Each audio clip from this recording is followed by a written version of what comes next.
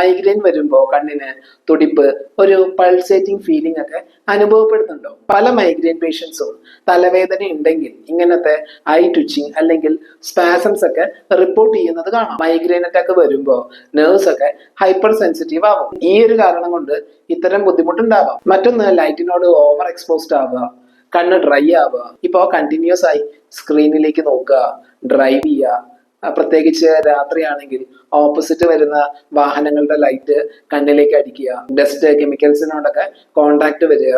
ഈ ടൈമിലൊക്കെ കണ്ണ് ഇറിറ്റേറ്റഡ് ആവാം. ഇതും കണ്ണ് തുടിക്കുന്നതിനുള്ള ഒരു ഫാക്ടറാണ്. മറ്റൊന്ന്, ശരിയായി ഉറങ്ങുന്നില്ല.